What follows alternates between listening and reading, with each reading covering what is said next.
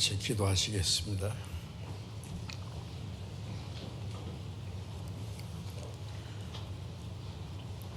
우리를 사랑하시는 거룩하시고 자비로우신 하나님 우리 아버지, 하나님을 멀리 떠나 죄 가운데 행하던 우리를 불쌍히 여기고 사랑하셔서 우리가 하나님을 알지 못할 때 하나님이 먼저 우리를 사랑하시고 우리 주 예수님이 우리가 받아야 될 저주와 심판을 대신 받으시고 주님이 십자가에 죽으시고 흘리신 그 보배로운 피로 우리의 죄를 영원히 씻어주시고 다시는 심판과 저주를 받지 않게 하시고 아무 공로 없이 구원해 주신 그 크고 놀라운 은혜를 위하여 감사를 드립니다.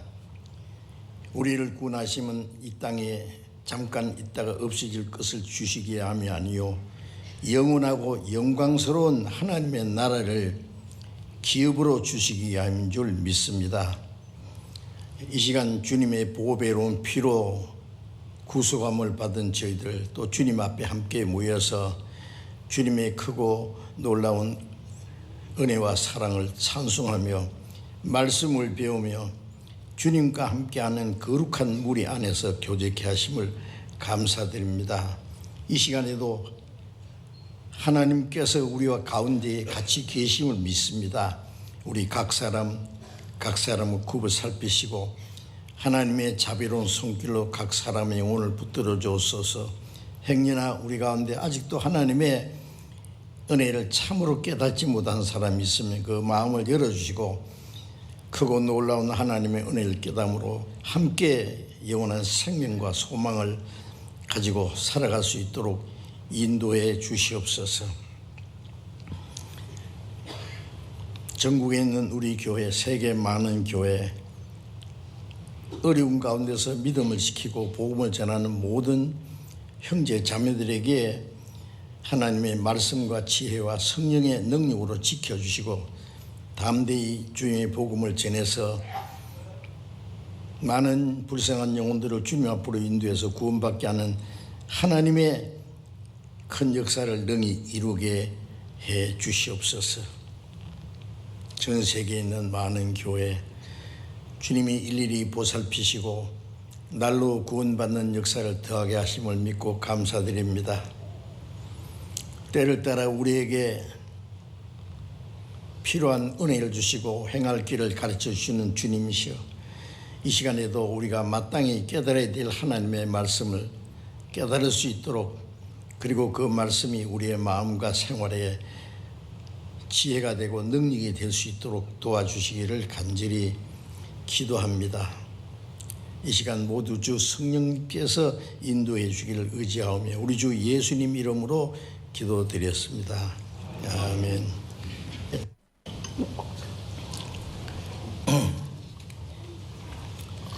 예, 마태복음 6장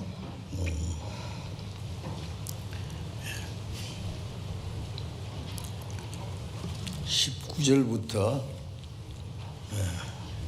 24절까지 마태복음 6장 19절부터 24절까지 읽겠습니다. 너희를 위하여 보물을 땅에 쌓아두지 말라.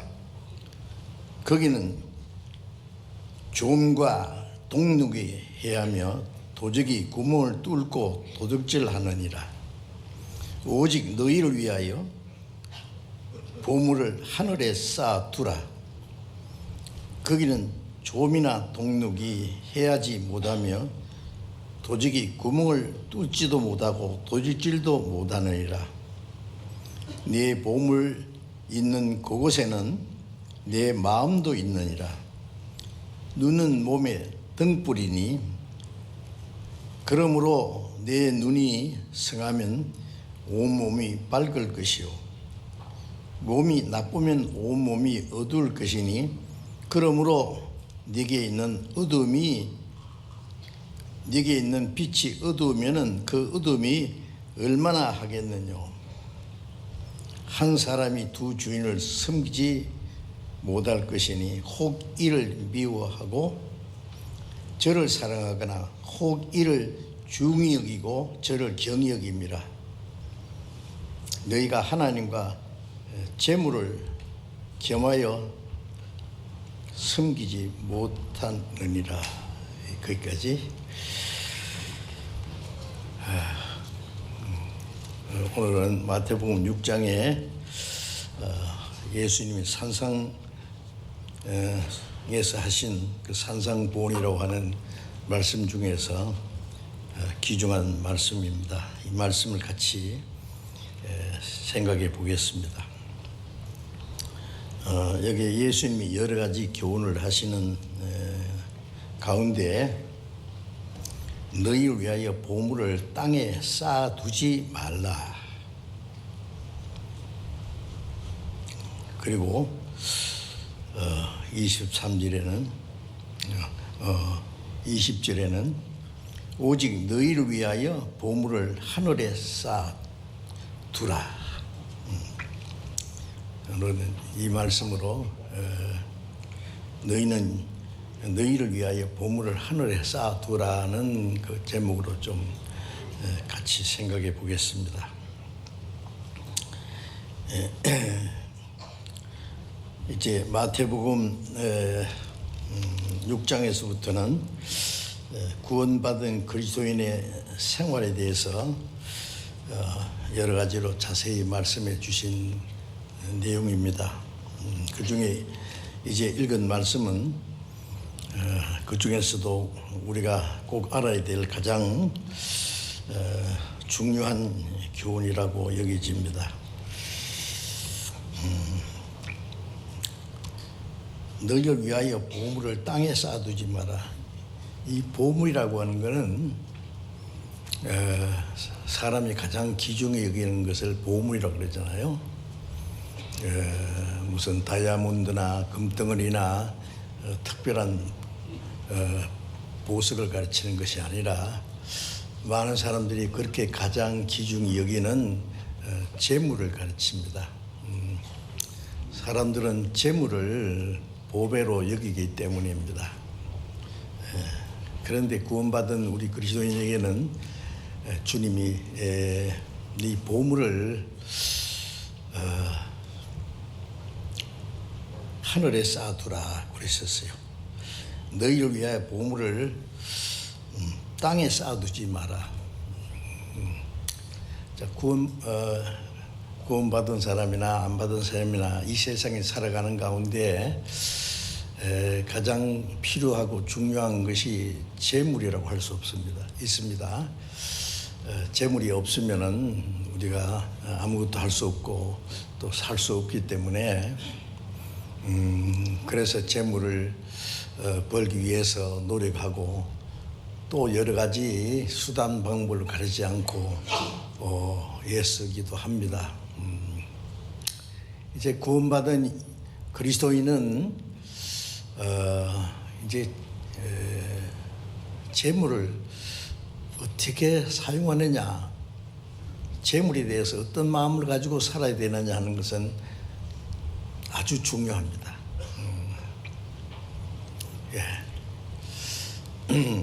그래서 여기 예수님이 먼저 너희를 위하여 보물을 땅에 쌓아두지 마라. 재물을 땅에다 쌓아두지 마라.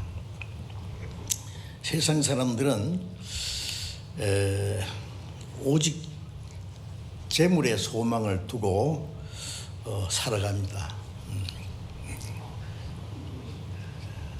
돈을 벌기 위해서 온갖 수고와 고생을 마다하지 않습니다. 학생은 열심히 공부하는 것은 앞으로 좋은 대학을 나와서 좋은 기업에 취직해서 결국은 대접을 받고 돈을 많이 벌어서 잘 살기 위해서입니다. 농사하는 사람도 농사를 해서 소출을 많이 거둬서 온 가족들이 어떻게 잘 사느냐. 하여튼 잘 먹고 잘 사는 것이 이 세상의 삶의 목적이라고 생각하니까요. 예. 그리고 노력하기 싫은 사람은, 또 공부도 하기 싫은 사람은 어떻게 하느냐. 머리를 굴려가지고 꾀를 위해서 남을 속여서라도, 사기를 치서라도 어떻게든지 잘 살라고, 돈을 벌어보려고.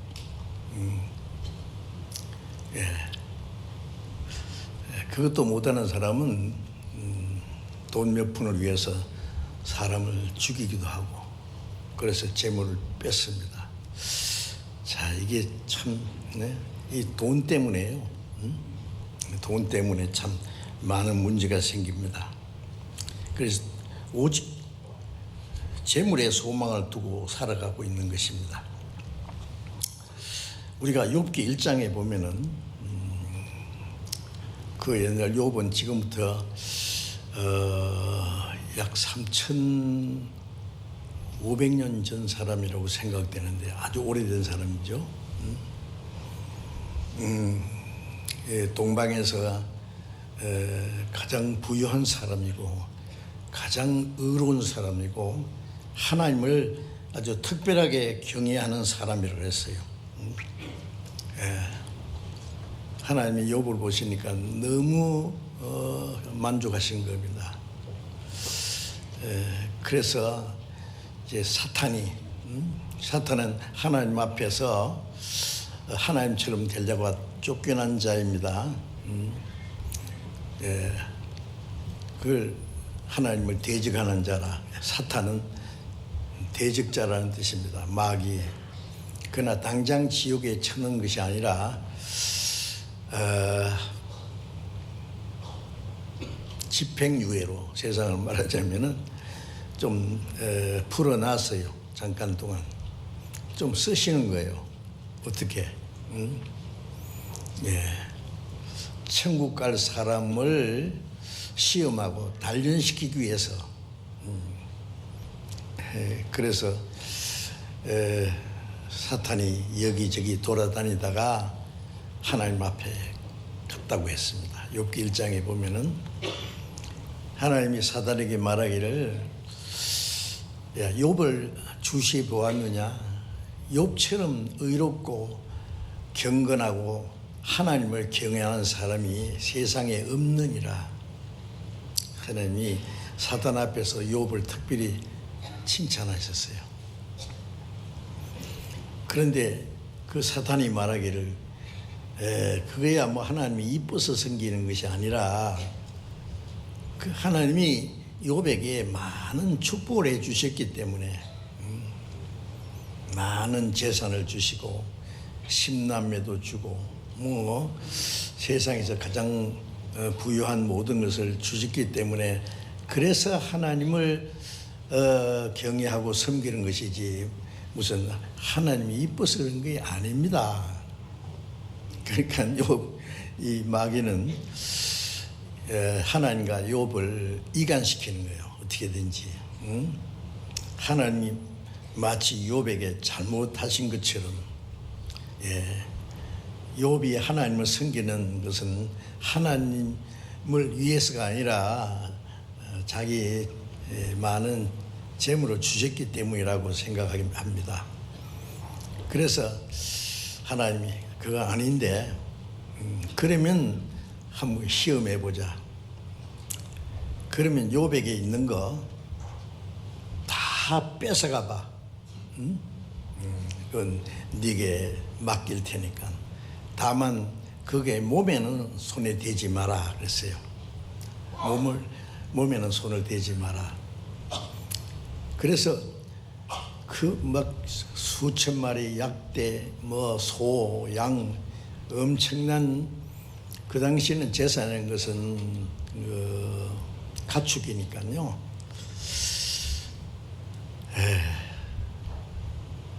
곳곳에서 도적대가 와서 다 뺏어갔어요. 종들도 죽이고. 그래서 한 사람씩 남아가지고 겨우 나만 살아남아서 왔습니다. 그리고 또 한 사람이 쫓아와서 하는 말이 당신의 10남매가 맏형 집에서 모여서 잔치하고 포도주를 마시는데 갑자기 돌풍이 와가지고 사방 기둥을 쳐서 그 집이 무너져서 당신 자녀들이 다 압사해서 죽었습니다. 자, 재산 없어졌다는 건 뭐 별거 아닌 것 같은데 10남매 그 사랑하는 자식이 한꺼번에 다 죽었다니까 이런 비통할 일이 없죠. 예, 그런데 욥이 뭐라고 했냐면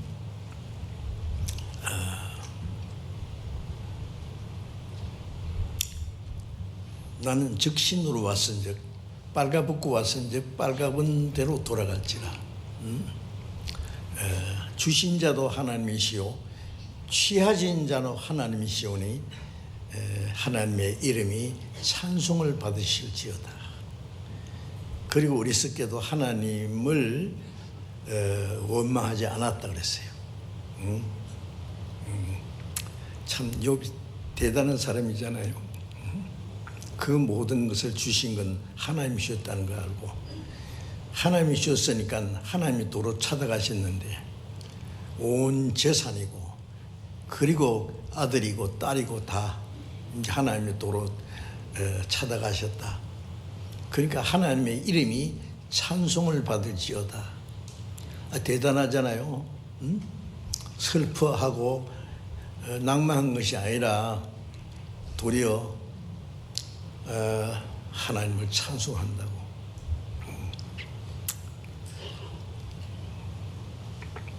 그래서 이제 사탄이 하나님 앞에 왔습니다.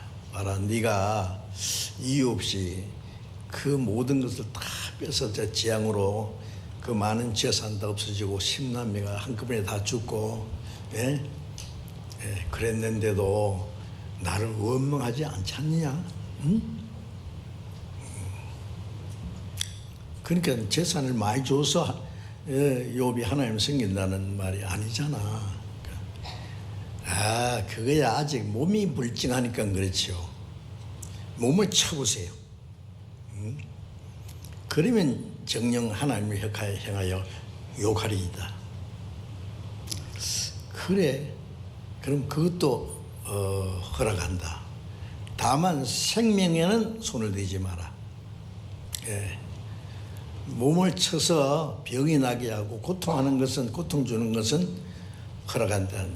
네한테 맡긴다. 그러나 생명은 건드리지 마.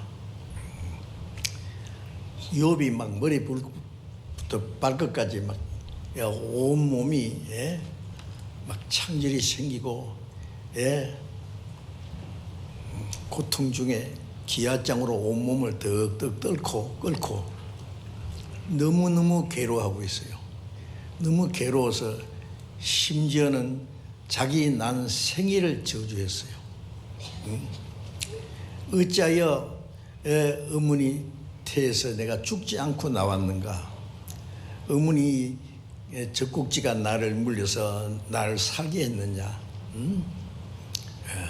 내가 그때 죽었으면 좋을 뻔했는데 너무 고통스러우니까. 그래도 그리고는요 또 욥의 아내가 말하기를 여보시오 이제 하나님을 욕하고 죽어요. 자 이제 그 아내도 악담을 하는 거예요. 하나님 욕하고 죽으래. 욥이 말하기를 너는 어리석은 썩은 여자같이 하도다. 하나님께 내가 복을 받았은즉 고통도 받아야 되지 않겠나. 그러면서 자기 아내를 책망하고 끝까지 하나님을 원망하지 않았어요. 그 시험을 다 통과한 후에 그 욥기 읽어보면 도움이 됩니다. 실제 있었던 일입니다. 뭐 소설책이 아닙니다. 그게 야고보서 5장에도 사도 야고보가 말하기를 너희가 욥의 인내를 들었고 주께서 주신 결말을 보았거니와 주는 가장 자비하신 하나님이시다.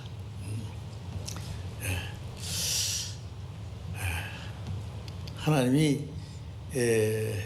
욥이 의인이고 하나님의 축복을 받은 자인데 그 모든 것을 하나님이 주셔서 하나님을 섬기고 경외한 것이 아니라 하나님이 안 주셔도 하나님은 창조주시니까 만주의 주님이시니까 오직 하나님을 섬긴다는 사실을 욥을 통해서 보여줬습니다. 그리고 끝까지 욥은 하나님을 믿는 믿음을 지켰습니다. 욥이 말하기를 하나님이 나를 죽이실지라도 나는 하나님 앞에 내 태도를 분명히 하리로다. 그 시험을 다 통과한 후에 하나님이 욥에게 그 전부 다 배나 축복해 주셨다 그랬어요. 그 많은 재산을 배나 주셨고 자식은 그전처럼 10남매로 주었는데 아주 훌륭한 아들들이고 그 딸들은 그 주변에서 그 욥의 딸만큼 아름다운 여자가 없었다 그랬어요. 욥기 읽어보면 아주 재미있습니다. 욥이 그 시련을 당하기 전에 욥과 그 시련을 통과한 후에 욥은 완전히 딴 사람입니다. 하나님이 그 욥이 하나님을 의지하는 믿음이 하나님이 자기에게 축복을 줘서 편안하기 때문에 하나님을 섬긴 것이 아니라 하나님이 다 뺏어가도 어떤 고통과 괴로움이 있어도 오직 하나님만 의지하고 하나님을 경외하는 그 믿음을 보시고 하나님이 배나 축복해 주셨다 그랬어요. 저는 그 야고보서 4장에 있는 말씀을 보면서 주께서 주신 결말을 보았다. 그러면 지금도 시험을 통과한 후에 이 세상에서 다 재산이 없어졌더라도 끝까지 하나님을 의지하는 사람은 재산을 배나 주시고 자식도 막 얼마나 많이 주시느냐 가만히 생각하니까 주시봐야 별거 아니에요. 그것도 마찬가지예요. 그런데 배나 수 있다는 그 축복은 영원한 하나님의 기업이라고 여겨집니다. 영원한 기업, 썩지 않고 더럽지 않고 쇠하지 않는 기업. 로마서 8장 17절에 보면은 우리가 그리스도와 함께 영광을 받기 위하여 고난을 또 받게 하려 합니다. 우리가 주님을 위해서 잠깐 고난을 받은 후에 영원한 영광을 주십니다. 고린도후서 4장 17절에도 잠시 받는 환난 경한 것이 환난은 고난은 잠시예요. 해봐야 몇십 년 안에 끝나요. 그 경한 것이 영원하고 영광스러운 즐거움을 우리에게 이루게 하면이 영광은 영원한 것입니다. 잠깐 고난을 받은 우리에게 영원한 영광을 주셔요. 그래서 로마서 8장 18절에도 생각건대 현재의 고난은 장자 우리에게 나타날 영광과 좋게 비교할 수 없도다. 고난은 작아요. 아무리 해봐야 죽기밖에 더 하겠어요. 그러나 영광은 영원한 겁니다. 우리는 그것을 믿기 때문에 어떤 고난과 환난과 시험이 와도 믿음으로 그걸 능히 이길 수 있어요. 죽어도 굴복하지 않습니다. 욥을 통해서 우리에게 아주 중요한 교훈을 주신 것입니다. 욥기 31장 24절 25절에 보면은 이런 말씀이 있어요. 제가 그냥 말씀드리겠습니다. 내가 언제 금으로 내 소망을 삼고 정금대로 너는 나의 의뢰할 바라 하였느냐. 욥은 아무리 부유해도 그것으로 소망을 삼지 않았다는 말씀입니다. 그 시련을 다 통과한 후에 하는 말입니다. 정금들어 너는 내 의리하는 바라 하였는가. 금덩어리 보고 내가 너를 의지한다고 하지 않았다.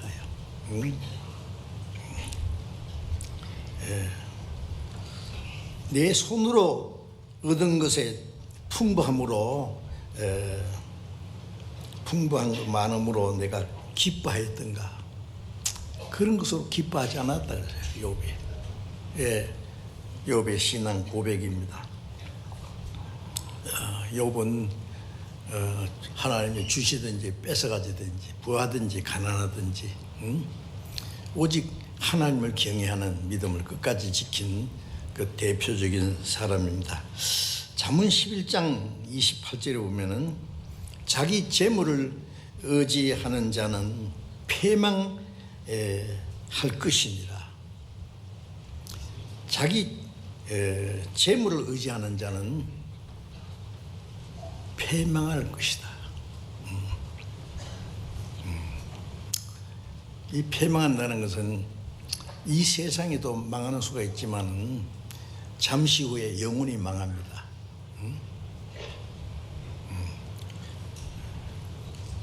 재물을 의지하는 사람은 재물이 자기를 보호하고 자기 장래를 책임지고 자기를 행복하게 해줄 줄 알아요. 아닌데, 그렇죠? 예.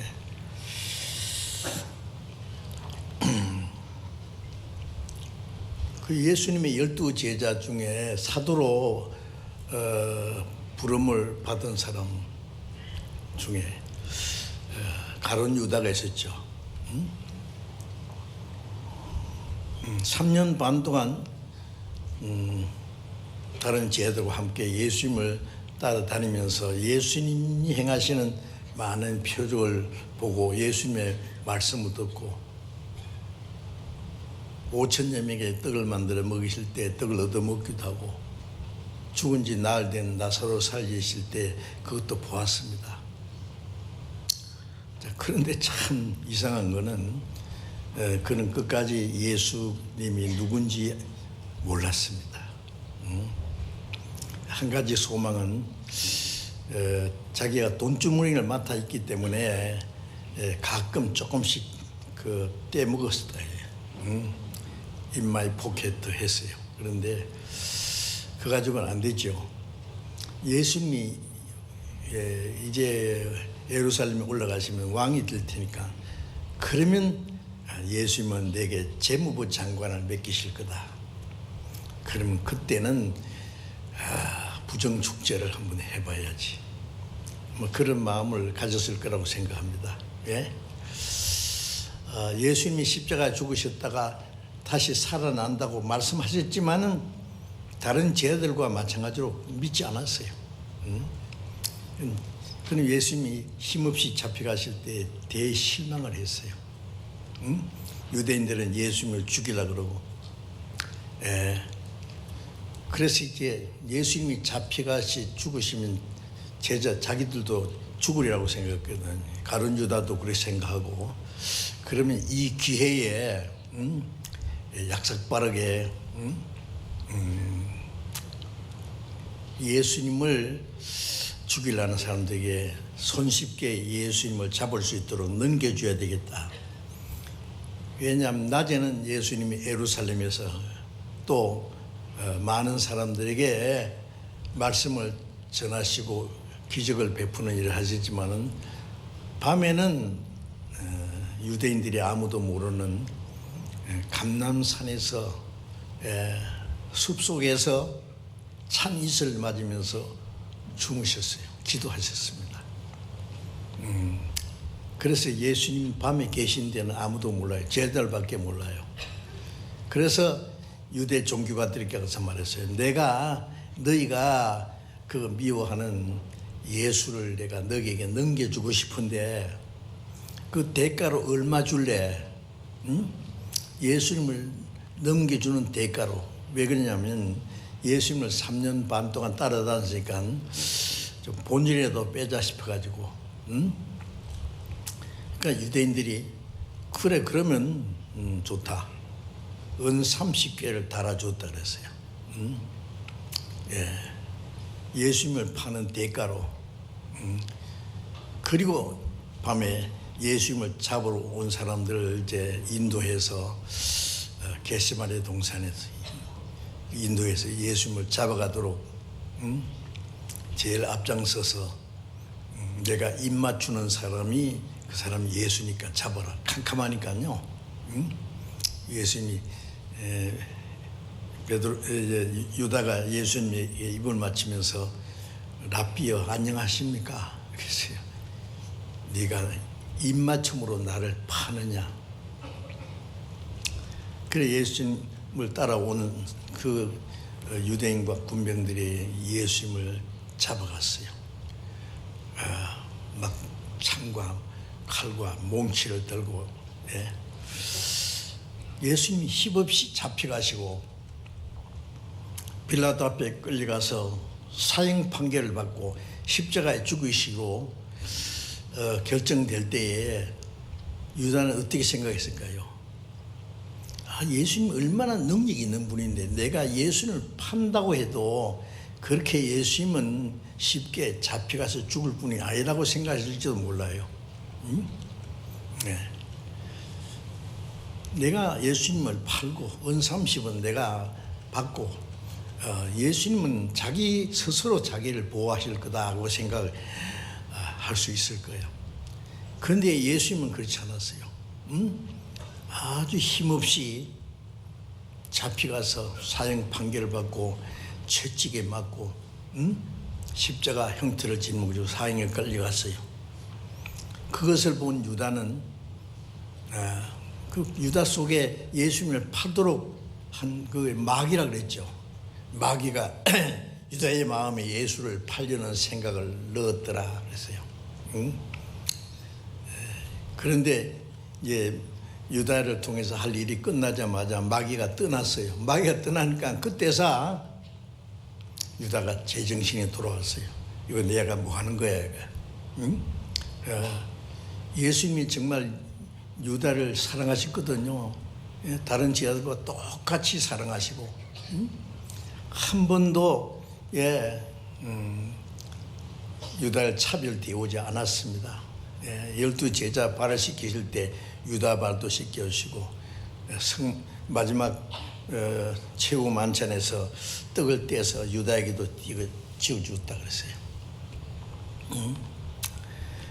그렇게도 나를 사랑하신 주님, 내가 그 지은 죄를 내가 예수님을 팔 것을 미리 아시고 회개할 수 있는 기회를 몇 번이나 주셨는데 내가 그걸 알지 못했다. 이건 내가 뭐야 이게. 내가 죽일 놈이야. 내가 인간이야. 스스로 자기 죄를 뉘우치고 너무 양심이 고통스러워서 저 절벽 끝에 나무에다가 목 매달아서 죽었어요. 그리고 그 시체가 떨어져서 배가 다 터져서 창자가 흘러나왔다 그랬어요. 그 물론 은 30은 그대로 갖다 주고 내가 무지한 선생을 팔았다. 도로 받아라 그러니까 이 비겁한 놈아 네가 당하라. 은 30 쫙 집어 던지고요. 그러니까 유대인들아 이거는 배반자의 돈이다. 성전에 넣어두는 것이 옳지 않다. 이것으로 아주 메마른 땅을 사서 나그네의 무덤을 삼자 그랬죠.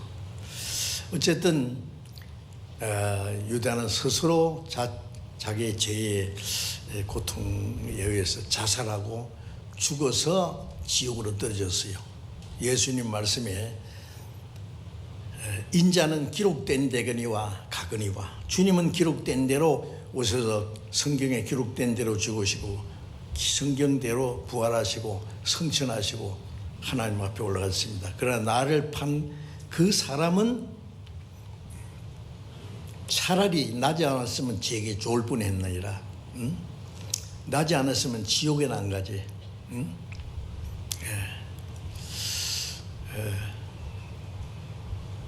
3년 동안 예수님을 따라다니고 그 귀한 말씀을 다 듣고 기적을 체험하고, 그런데 결국 자기 욕심에 끌려서 예수님을 팔아버린 유다.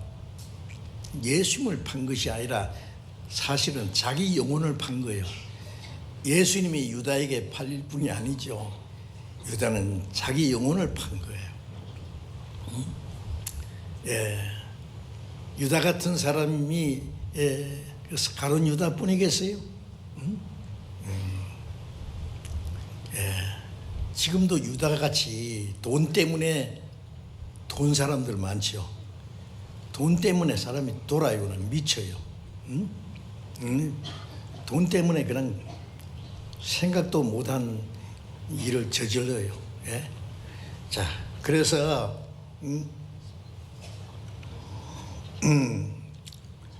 예수님이 마태복음 19장 23절 24절에 보면은 부자는 천국 가기가 어려우니라. 약대가 바늘구멍에 들어가는 것보다도 부자가 천국 가는 것이 더 어려우니라.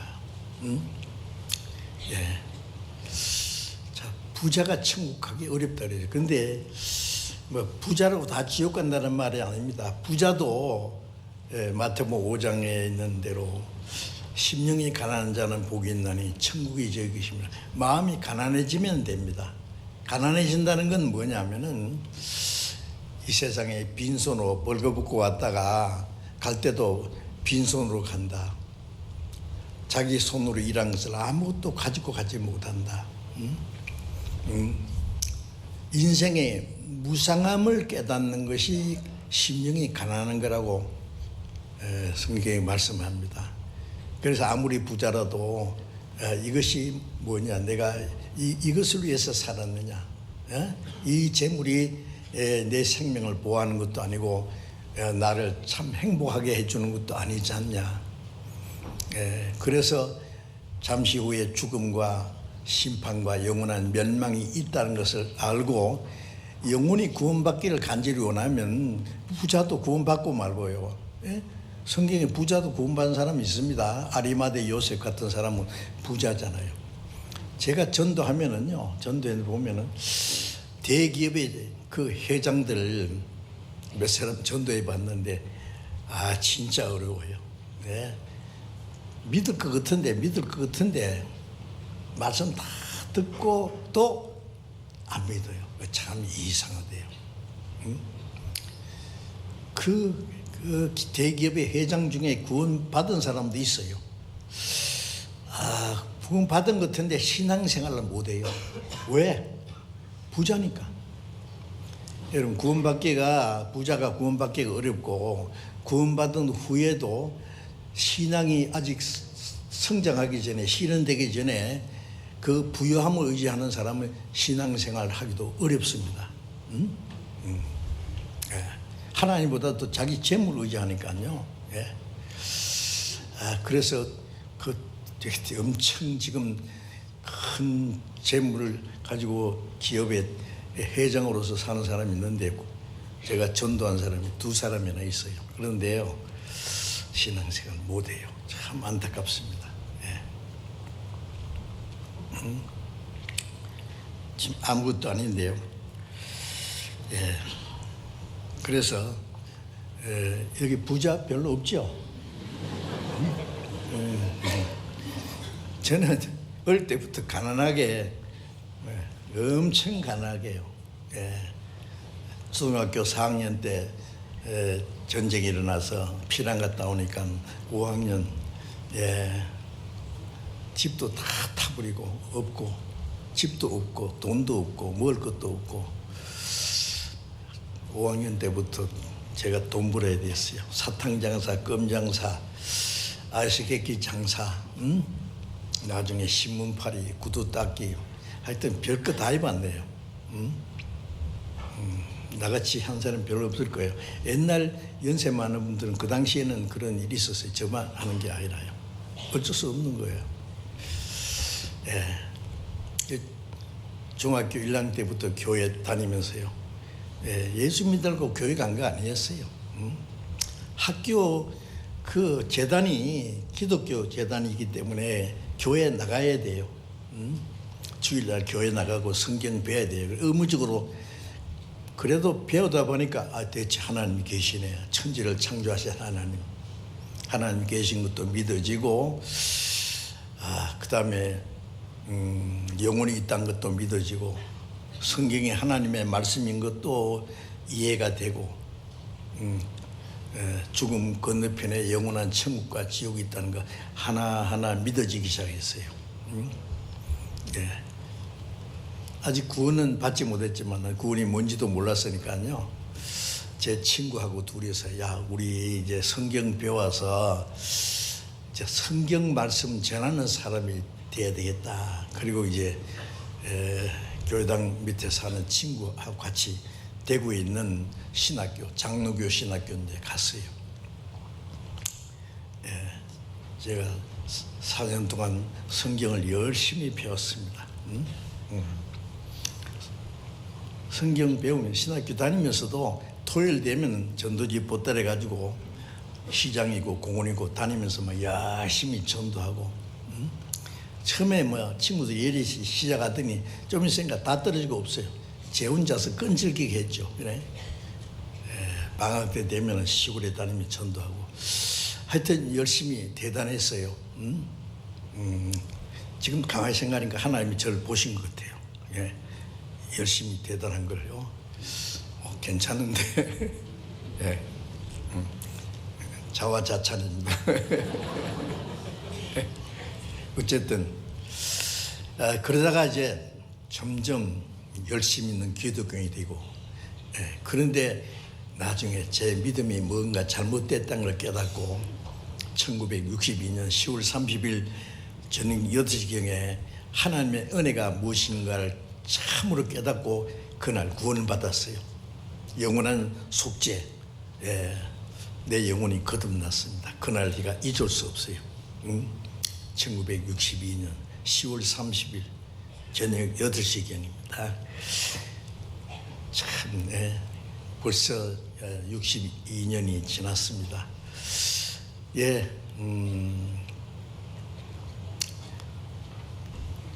구원받은 후에도 좀 고생 좀 많이 했어요, 사실은. 그런데 그 고생이라고 생각되지 않고 항상 기쁘고 감사하게만 했으니까요.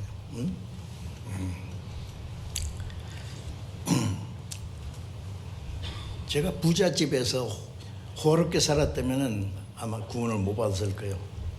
제가 가난하게 사는 것을 큰 축복이라고 생각합니다.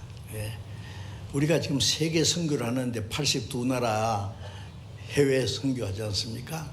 82나라의 해외 교회가 1062개 교회래요. 활발하게 전도합니다.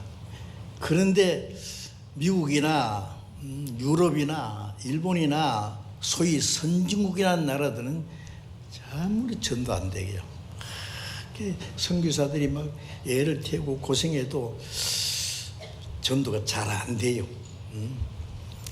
그 나머지 여러 나라들은 거의 가난한 나라예요. 남미나 러시아나 파키스탄이나 아시아 여러 나라도 좀 가난한 나라들. 가난한 자에게 복음이 전파된다고 그 가난한 사람이 복이 있는 겁니다, 사실은. 그래서 우리가 부자가 되지 않은 걸요 원통하게 생각할 것이 아니라 감사하게 생각해야 됩니다. 아세요? 구원받은 후에도 하나님이 우리에게 몽땅 부유한 걸 주시는 것이 축복이 아니에요. 우리에게 필요한 만큼 주십니다. 우리의 믿음이 성장하는 만큼, 그걸 이길 수 있는 만큼 주신다는 걸 알아야 돼요.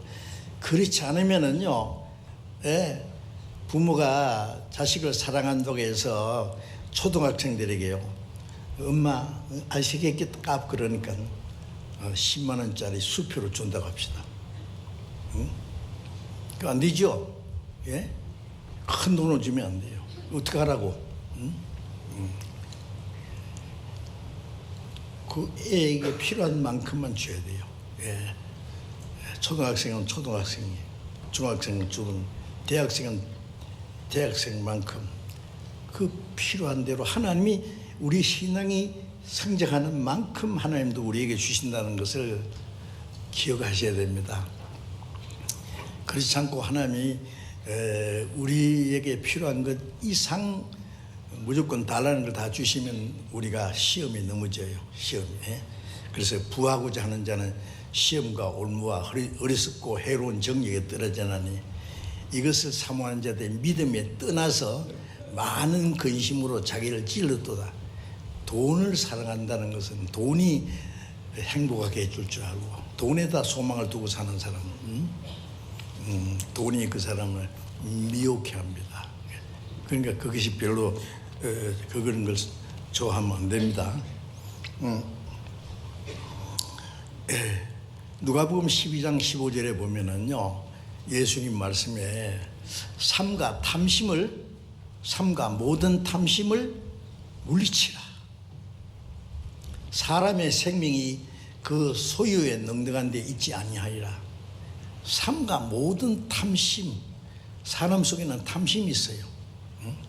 그걸 물리치라 그랬어요. 사람의 생명이, 사람이 사는 목적이 그 재물에 넉넉한 데 있는 것이 아니다. 사람들은 부자로 사는 사람 보고 뭐라면 잘 산다 그래요. 가난한 사람은 잘못 산다. 그 말이 맞습니까? 아주 잘못된 표현입니다. 그게. 잘 사는 게, 부유하게 사는 게 잘 사는 게 아니에요. 예? 올바로 사는 게 잘 사는 거지.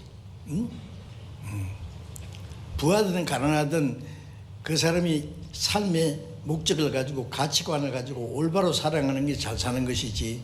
예? 잘 먹고 잘 살고 좋은 집에서 좋은 자동차 타고 좋은 옷 입고 호화롭게 사는 그게 잘 사는 겁니까? 그럼 뭘 좀 잘못 생각하는 거예요. 예? 예. 바울 사도는 얼마나 가난했어요. 예수님은 구유에서 탄생하시고 가난한 목수 아들로 30년간 자라셨습니다. 예. 누가 그 예수님이 하나님의 독생자요 그리스도가 창조주 하나님과 동등한 분인 줄 어떻게 알겠어요? 아무도 몰랐어요. 3년 반 동안 예수님이 다니시면서 말씀을 전하고 기적을 행하셔도 유대인들도 그걸 몰라봤어요. 예. 자기 땅에 오면 자기 백성이 하나님의 택한 백성이 그를 영접하지 않고 배척하고 십자가에 못 박아 죽였어요. 예수님이 얼마나 가난했습니까? 예? 낮에는 예루살렘 성전 앞에서 말씀 전하고 밤에는 감람산에서 찬 이슬을 맞으면서 제자들과 함께 주무시고 예수님은 자기 것은 십자가밖에 없었어요. 요한복음 19장에 보면 예수님은 자기 십자가를 지고 골고다 올라가셨다. 십자가는 자기 겁니다. 자기 십자가, 자기 것밖에 십자가밖에 없었어요. 예수님 아무것도 없어요. 바울 사도는 어떻습니까? 예? 신약 시대의 가장 위대한 사도, 그는 구원받은 후에 위대한 사도가 됐지만은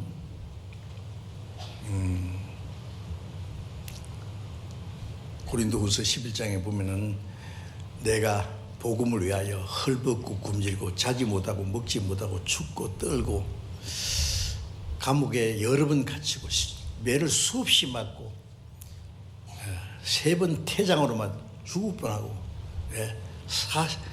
40에 하나 감한 매를 5번 맞고 돌로 맞아 죽었다가 갖다 내버린데 또 살아서 전도하고 마지막 로마의 압송대에서 가서 집행유예로 2년간 있으면서 전도하다가 십자가에 목배임을 당해 죽었습니다. 제가 로마에 갔을 때 바울소도가 갇혔던 지하 감옥, 그 다음에 목 잘려 죽었다는 그 현장에 제가 가봤습니다. 예. 하여튼 베드로도 그랬고 사도들 전부 얼마나 고생을 했습니까? 근데 우리 구원받은 사람들은 웬 욕심이 그렇게 많아요, 그래? 예? 예. 바울 사도는 빌립보서 4장에 보면은 내가 빈궁에 처할 줄 알고 풍부에 처할 줄 알아서 일체의 비결을 배웠다. 아무리 가난해도 주님만 의지하는 방법을 배우고 부유해도 주님을 위해서 모든 걸 사용하는, 가난하다고 자기 육신의 소욕을 위해서 산 것도 아니고 부하다고 부유한 걸 자기 마음대로 쓰지 않고 가난해도 주님으로 만족하고 부해도 그 모든 부한 걸 주님께 돌리고 일체의 비결을 배웠다 그랬습니다. 자, 그건 참 중요한 겁니다. 예. 시편 52장 17절에 보면은 이 사람은 하나님으로 자기 힘을 삼지 아니하고 오직 재물의 풍부함을 의지하여 제 악으로 스스로 든든케 하던 자라 그랬습니다. 어떤 사람이 있냐면은 하나님으로 자기 힘을 삼지 않고 오직 재물의 풍부함을 의지하고 자기 악으로 스스로 든든케 하던 자라. 예. 하나님을 의지하지 않고 재물을 의지하고, 예? 하나님의 뜻대로 사는, 그게 기뻐하지 않고 자기 죄악을 따라서 마음대로 살아요. 예? 이거 세상 사람들입니다. 그게 하나님을 떠난 사람들. 우리 구원받은 사람들 중에서도 재물에 대한 예착으로 인해서 신앙생활을 잘 못하는 사람들이 꽤 있는 것 같은데요. 없습니까? 자, 자기를 이제 좀 반성해 봐야 되겠죠. 디모데전서 6장 6절부터 10절까지 보면은 지족하는 마음이 있으면은 경건에 큰 유익이 되느니라. 지족하는 마음은 뭐냐면 자기 분수를 알고 자기 분수를 지켜서 자기 분수에 만족하는 게, 그게 지족, 스스로 자기 형편에 따라서 만족한 겁니다. 우리 구원받은 사람은 내 현재 있는 상태가 주님이 내게 주신 것, 내게 꼭 필요해서 내게 주시는 거니까 그것으로 만족하는, 지족하는 마음이 있으면은 경건에 큰 이익이 되느니라. 경건은 하나님을 섬기는 겁니다. 예. 예. 우리가 세상에 아무것도 가지고 온 것이 없으면 아무것도 가져가지 못하리니 우리가 먹을 것과 입을 것이 정족족할 줄로 알 것이라 그랬죠. 우리가 아무것도 가지고 온 것이 없습니다. 빈손으로 갔습니다. 공수로에 공수 그래. 빈손으로 왔다가 빈손으로 갑니다.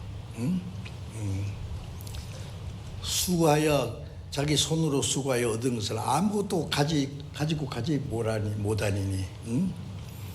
예. 지난번에 삼성그룹의 회장이 돌아가신 후에 그가 남긴 그 말 중에 유명한 말이 있어요. 돌아가시기 전에 하는 말이 나는 아주 좋은 별장이 있는데 내가 죽은 후에 누가 그 별장의 주인이 될지 나는 모르겠다.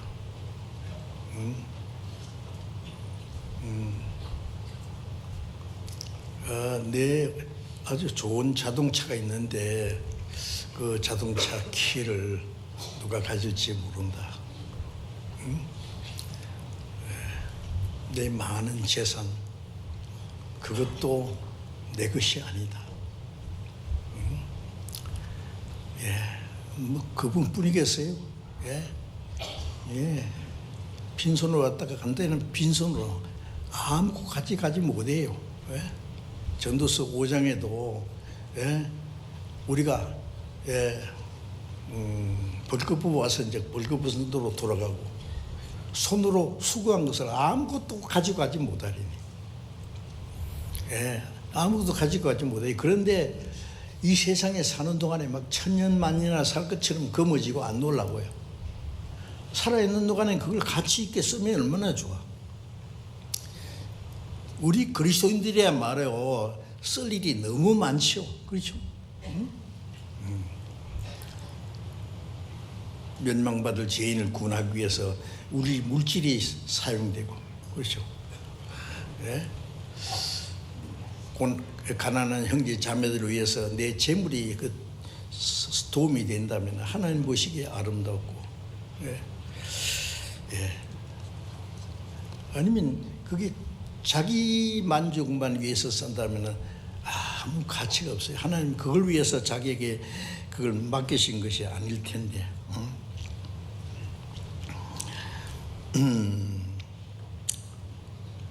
디모데전서 6장 17절에 보면은 바울 사도께서 디모데에게 하신 말씀 중에 네가 이 세대의 부한자들을 명하여 마음을 높이지 말고, 디모데는 에베소 교회의 목사였다 그랬어요.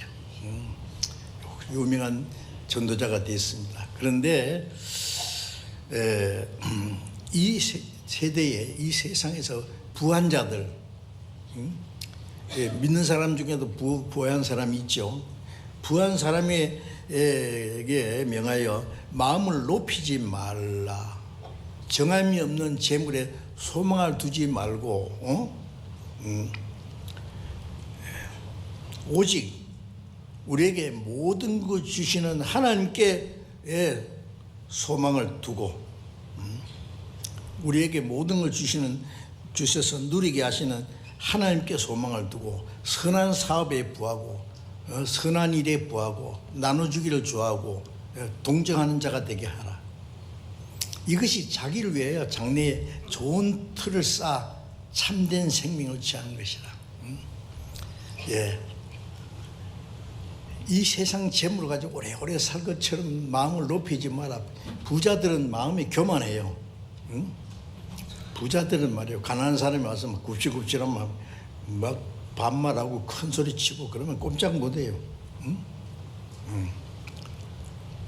그 부유한 사람은 스스로 자만에 빠져 있습니다. 그래서 부자들에게 명해서 마음을 높이지 말게 하라. 그리고 모든 것을 후유자 누리게 하시는 하나님께 두며, 하나님은 우리에게 필요한 모든 것을 후히 주시고 누리게 하시는 분이에요. 그 하나님께 소망을 두고, 재물에다 소망을 두지 말고 누리게 하시는 하나님께 소망을 두고, 선한 사업에 부하고 선한 일에 부하고 나눠주기를 좋아하고 동정하는 자가 되게 해라. 이것이 자기를 위해서, 자기 장래를 위하여 좋은 틀을 쌓아 참된 생명을 취하는 것이라. 그게 무슨 말이에요? 그것이 전부 자기를 위해서 하는 거예요. 자기를 위해서. 주님이 그것을 영원하고 영광스러움으로 갚아주실 것이기 때문입니다. 우리가 복음을 전하기 위해서 멸망할 영혼을 구원받게 하기 위해서 우리의 재물을 이제 투자하지 않습니까? 세계 선교를 위해서 어떤 분은요, 자기 재산을 거기 다 바친 것 같아요. 참 놀라워요. 가슴이 뭉클뭉클해요, 정말. 하나님이 보시죠. 대단하다. 자기 전생날을 못 바칠지라도 막 기회만 있으면 오로지 세계 선교를 위해서, 다른 영혼이 구원받기 위해서 자기 재물을 투자합니다. 즐거운 마음으로. 그것이 남을 위해서 하는 것이지만 결국 자기를 위하여 자기 장래에 좋은 틀을 쌓아서 참된 생명, 영원한 생명을 취하는 겁니다. 없이지 않는 것으로. 그래서 잠언 23장 4절 5절에 보면은 부자 되기 애쓰지 말고 네 사사로운 지혜를 버린지어다. 자, 구원받은 사람에게 주님 말씀하십니다. 이제는 부자 되기 애쓰지 마라. 아무 일도 하지 마라 그 말이에요. 열심히 일하지만은 부자 되려고 하지 마라. 하나님이 자기에게 주시는 재물만큼 그것을 하나님께 돌리고 선한 일을 하기 위해서인지. 그래서 부자 되기 애쓰지 말고 네 사사로운 지혜를 버릴지어다. 사사로운 지혜는 하나님 말씀대로 사는 것보다도 자기 꾀를 의지하는 거예요. 자기 수단 방법 의지하는 거예요. 그걸 의지하지 마라 그랬어요. 네가 어찌하여 허무한 것에 주목하느냐. 재물에 대해서 예측을 가지고 기대하고 어떤 소망을 가지는 것은 허무한 것에 주목하는 거예요. 허무한 것에 주목하지 마라. 그것은 곧 독수리처럼 날개를 내어 날아가리라. 자, 재물은 언제든지 날아갈 수 있는 겁니다. 날개가 있어요. 제가 아는 사람 중에 누구라고는 말 안 하겠습니다. 구원받은 사람이 있는데 서울 사람은 아닙니다. 지역의 사람인데 여러 가지 해서 꽤 돈을 많이 벌었다고 생각하는데 그분이 말이에요. 복음 전하는 데는 얼마나 인색한지 몰라. 그렇다고 해서 억지로 뭐 바치라고 할 수도 없는 거 가만히 두고 봤지요. 아니나 다를까 뭐 좀 있다가 다 날아가 버렸어요. 자기 집까지 날아가 버렸어요. 정말입니다. 하나님이 훅 부르면 다 날아갑니다.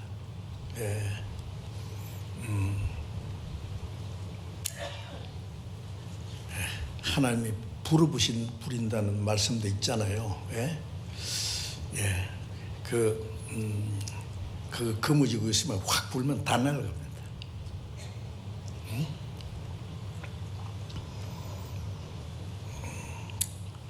독수리처럼 날아가리라. 어떤 사람, 그 못 날아가게 막 붙들어 매면 될 거 아니야. 부동산으로. 부동산이라는 것은 안 움직이게 아주 딱 묶어 놓는 거예요. 그러면 어떻게 되는지 알아요? 자기가 먼저 날아가요. 참 어리석기는 가기 전에 빨리빨리 하나님 뜻대로 귀하게 사용하시는 것이 지혜입니다. 아세요? 그거 주님 뜻대로 살면 다 바치면 죽을 거겠죠. 나머지 주님께서 다 책임지세요. 참, 바로 얼마 전입니다. 신문에 봤어요. 어떤 가난한 할머니가요, 막 그 폐지도 수집해서 팔고 했던 그 할머니가요, 돈을 막 애기고 자기는 안 쓰고 모아가지고요, 집을 사가지고 막 그 자기 재산을 증식시켜서 꽤 많은 돈을요 바쳤어요. 다 바쳤어요. 그리고 갔어요. 주님 앞에, 하나님 앞에 갔어요. 구원받은 사람은 아니에요. 안 믿는 사람도 그래요. 전에 아시죠? 대전에 김밥 할머니, 김밥 장사해가지고 자기는 안 쓰고 자기는 옷도 서로하게 입고 예, 고무신 신고 자기는 가난하게 살면서 그 재산을 다 모아가지고 그걸 충남대학교에 기증했어요. 충남대학교에 그 많은 재산을 그 충남대학교 그 할머니를 기념하는 뭘 만들어 놨다 그러더라고요. 예. 안 믿는 사람도 좀 대단한 사람이 있어요. 기억하는지 몰라요. 수년 전에 어떤 노 신사가 휠체어 타고 KBS 텔레비전 사무실로 왔어요. 와서 하는 말이 내 전 재산을 다 헌납하겠습니다. 이것을 가난한 사람들, 특별히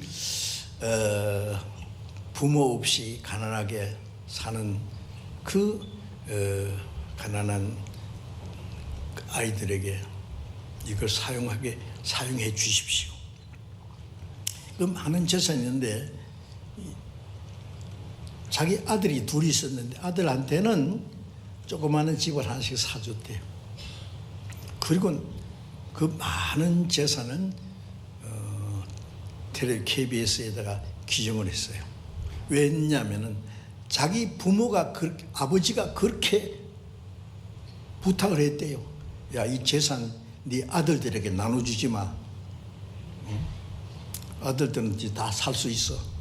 그러니까 이 많은 재산을 네 죽기 전에 가난한 사람에게 줘라. 예. 가난한 자에게 헌납하고 가라. 그 아버지의 유언대로 한 거예요. 예. 아버지의 유언을 지키기 위해서 그런 사람도 있는데 우리는 하나님이 명령하신 것인데 왜 못하느냐고요. 네. 참 그런 사람 보면 우리가 부끄럽게 느끼지 않습니까?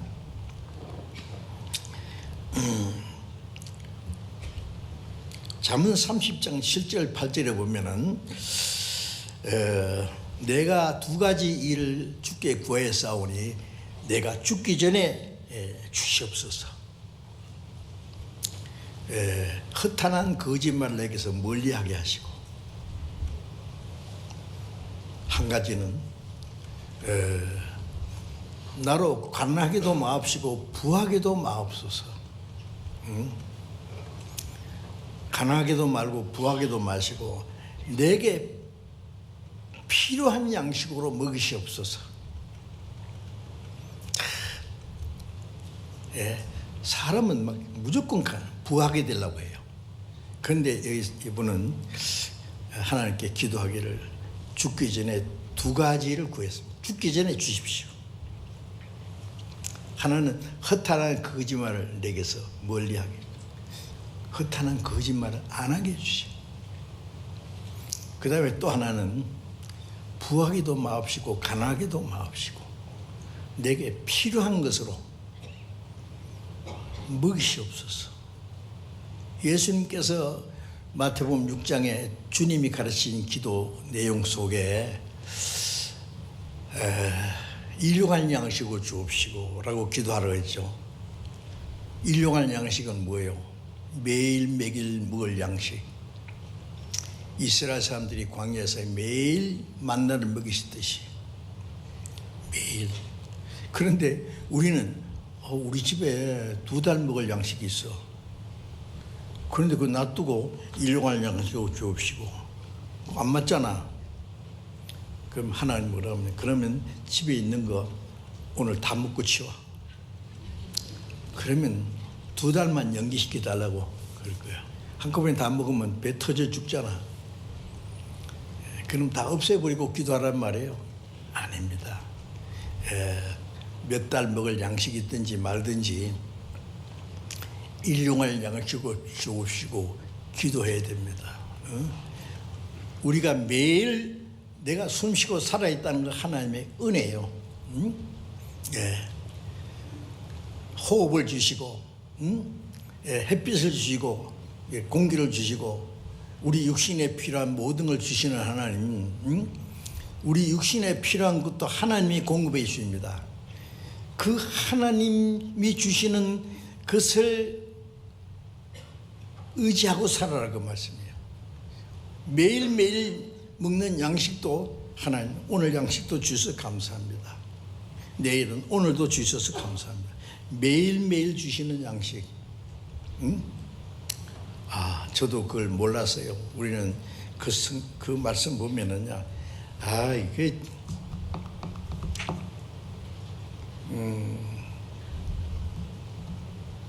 이 말씀은 육신의 양식이 아니고 영적인 양식일 거다. 그래서 일용할 양식을 주옵시고 우리에게 필요한 말씀, 신령한 양식을 달라고 기도하는 거 아니냐 그렇게 생각했는데 나중에 알고 보고 아니에요. 마태복음 4장 4절에도 사람이 떡으로만 살 것이 아니요 하나님의 입에서 나오는 모든 말씀으로 살 것이니라. 그것도요 사람이 떡만 먹고 살 것이 아니라 하나님의 입으로 나오는 말씀으로 살아야 된다. 그렇게 생각하는데 그것도 조금 잘못된 겁니다. 완전히 잘못된 것이 아니고 조금 잘못됐어요. 왜 그러냐면은 예수님이 하신 말씀은 마귀에게 시험 받을 때 하신 말씀이에요. 사람이 육신에 먹을 것만 구할 것이 아니라 그보다 더 중요한 것은 하나님 말씀대로 순종하는 것이 더 중요하다. 그 말씀이에요. 요한복음 4장에 예수님이 사마리아 광야를 통과하시는 중에 목마르고 피곤하고 시장했습니다.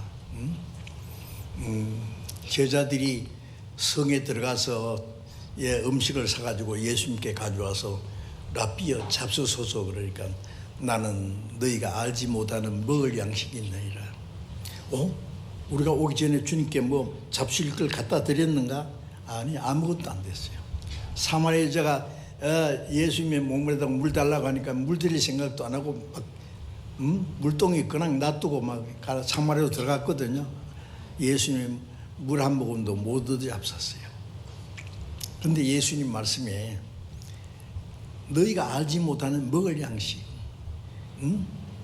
나의 양식은 나를 보내신 이의 뜻을 행하며 그 일을 온전히 이루는 것이라. 예수님이 말씀하시는 양식은 아무리 배고플 때라도 육신이 먹고 마시는 것보다 더 간절한 양식이 있는데 하나님의 뜻을 이루는 것이다. 나를 보내신 이의 뜻을 행하며 그 일을 온전히 이루는 것이다. 사마리아 사람들이 그 여자의 말을 듣고 쫙 예수님 앞에 나오는 거예요. 사마리아 사람들에게 복음을 줘서 사마리아 영혼들이 구원받게 하는 것이 예수님의 양식이에요. 그 지금 당장 음식을 먹는 것보다 더 중요한 양식이다 그 말이에요. 그러니까 마태복음 4장 4절에도 사람이 떡으로만 살 것이 아니라 육신의 양식보다 더 중요한 것은 하나님의 말씀대로 순종하며 사는 것이라는 걸 알아야 돼요. 우리가 성경을 배운 것이 영적 양식이라는 거 틀린 말 아닙니다. 그러나 많이 알기만 하는 것이 양식이 안 돼요. 순종하는 것이 양식이 돼요. 그래서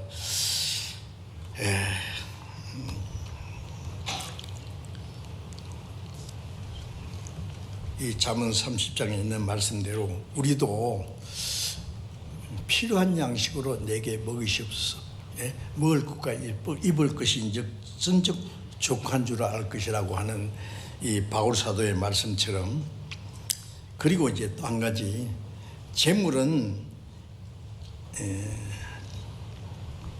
그 재물을 가진 자의 인격의 시험품입니다. 시험품.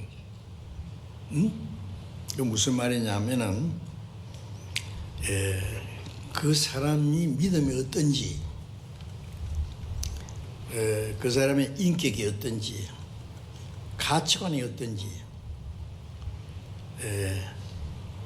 삶의 목적이 무엇인지 알려면은 돈을 주보면 돼요. 돈을 좀 몽땅 주고 한번 써보라 그러면은, 어떤 사람이 갑자기 막 로또에 당첨이 돼가지고 막 한 100억을 당첨받았다 합시다. 어이구 이거 미치겠네. 이거 어떻게 하지? 응? 잘못하면 로또, 미국에서 제가 듣는 얘기는 로또 당첨된 사람들 얼마 있다가 다 망한대요. 왜 그러냐면은 이제 로또 당첨되니까 그때부터 아무 일도 안 하거든요. 뭐 엄청난 돈이 있는데 왜 이래요? 그리고 이제 집도 자기 조만한 집 팔고 큰 집 샀어요. 자동차도 뭐 제일 최신형 번들번들한 거 바꿨어요. 그 다음에 마누라도 바꿔치웠어요.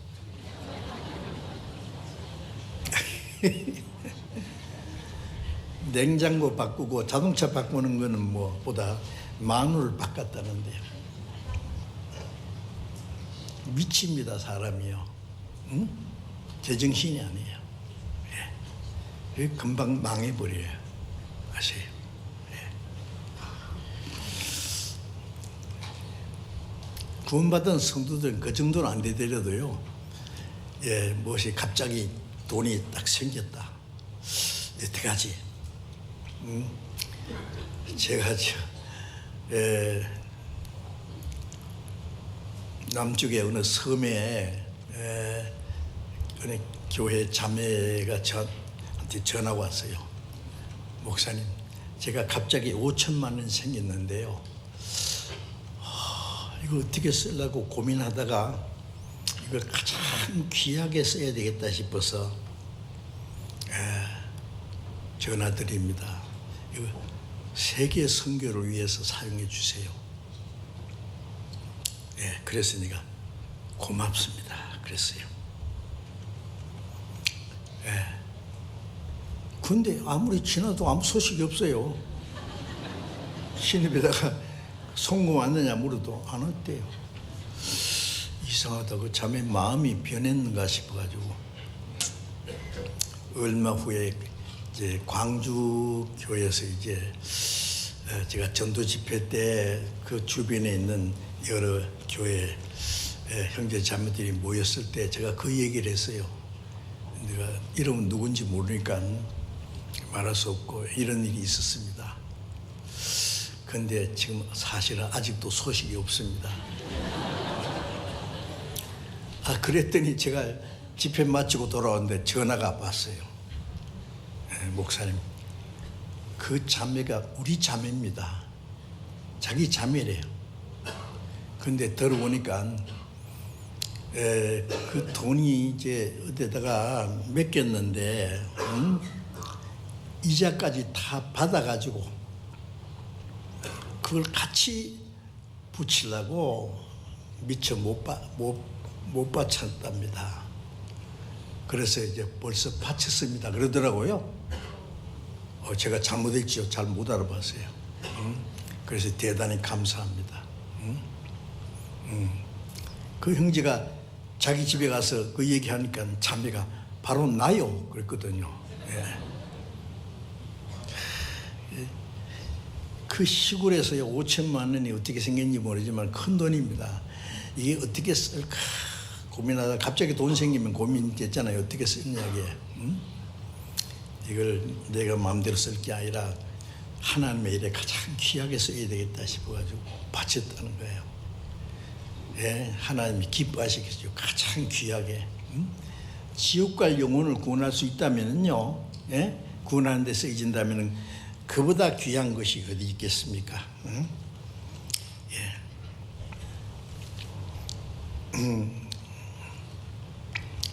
빌립보서 4장 11절 빌립보서 4장 11절 12절 읽겠습니다. 빌립보서 4장 11절 12절 내가 궁핍함으로 만한 것이 아니라 어떠한 형편이든지 내가 자족하기를 배웠노니 내가 비천에 처할 줄도 알고 풍부에 처할 줄도 알아 모든 일에 배부름에 배고픔과 풍부와 궁핍에도 일체의 비결을 배웠노라. 바울 사도가 로마 옥중에 갇혀 있으면서 말하기를 내가 어떠한 형편에 있든지 자주하기를 배웠다. 스스로 만족하는 방법을 배웠다. 내가 빈궁에 처할 줄도 알고 비천에 처할 줄도 알고 풍부에 처할 줄도 알고. 지금 이 빌립보 옥에 갇혔을 때는요, 말할 수 없는 고통 중에 있어요. 제대로 먹지도 못하고 제대로 잠도 못 자고 고통스러운데, 그런데 이 빌립보 성도들이 에바브로 디도를 통해서 필요한 것을 모아가지고 빌립보 로마 옥중에 같이 있는 바울 사도에게 보냈어요. 그 받고 빌립보 성도에게 하는 편지입니다. 빌립보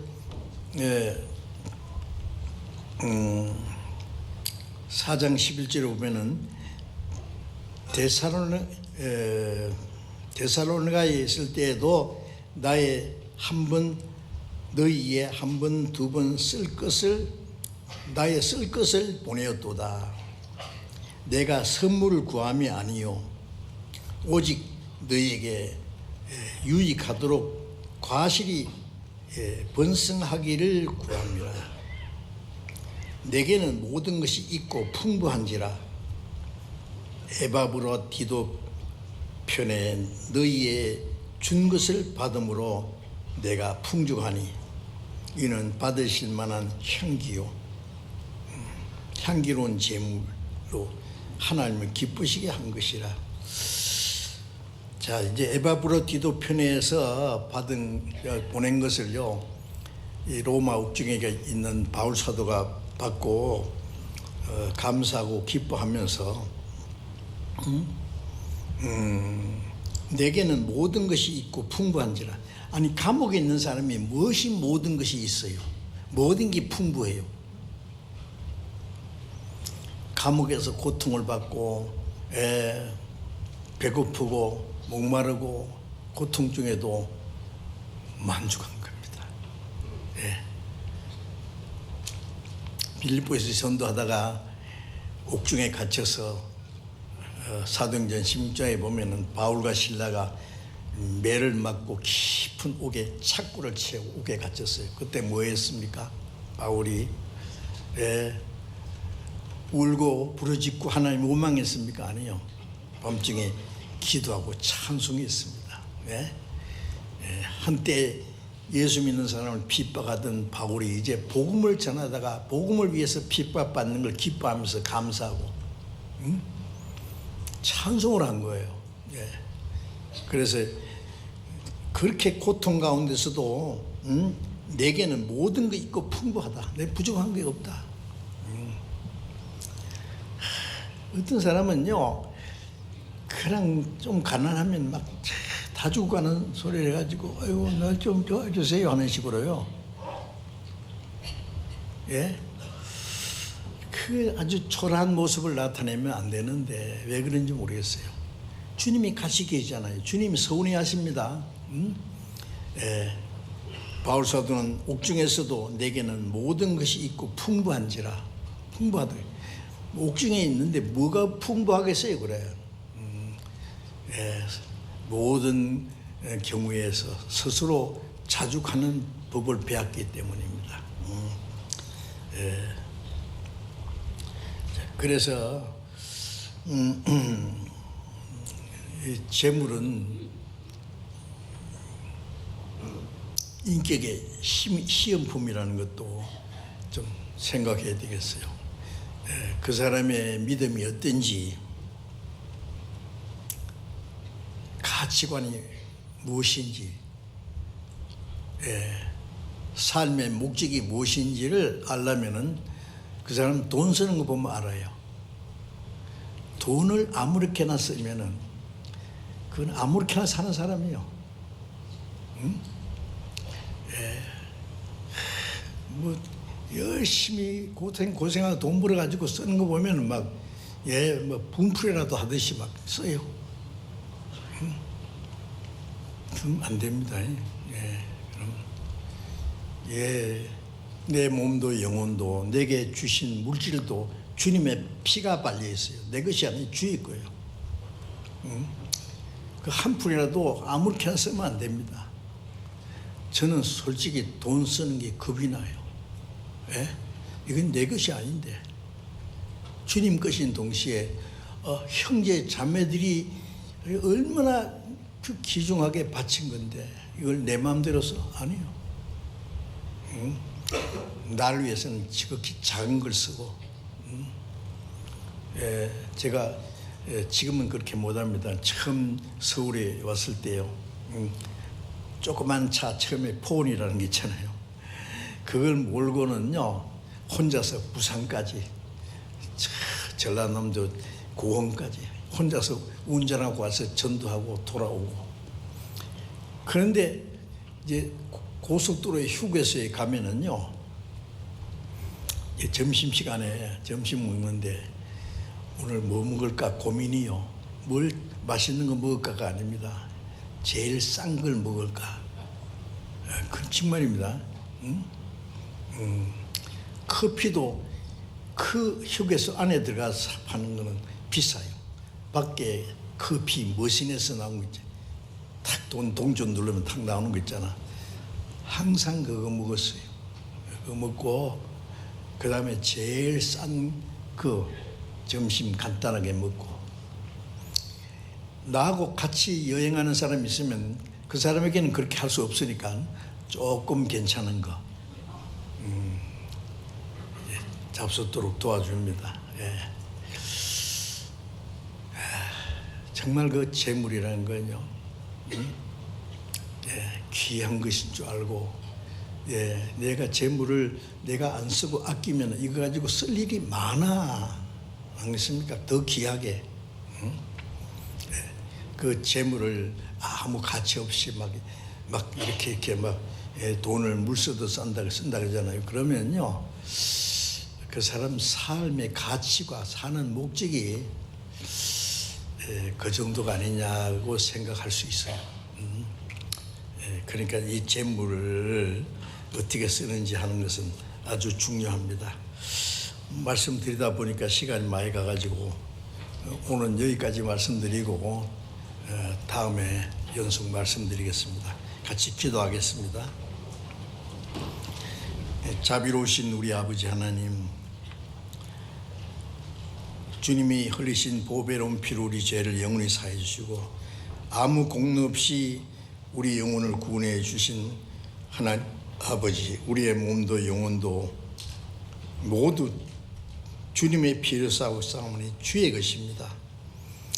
이제 남은 생에 살아도 주를 위해서, 살아도 죽어도 주를 위해서, 모든 것이 하나님의 영광을 위해서만 할 수 있도록 우리의 마음과 우리의 삶을 다스려 주시고 우리의 모든 삶을 통해서 하나님께서만 영광을 받으시기를 주님께 간절히 기도합니다. 우리 각 사람, 우리 형제 자매들 주님 하는 일마다 가정마다 축복해 주셔서 남은 생에 하나님의 뜻과 영원에서 사는데 부족가 없도록 지켜주시고 인도해 주옵소서. 우리 주 예수님 이름으로 기도드렸습니다. 아멘.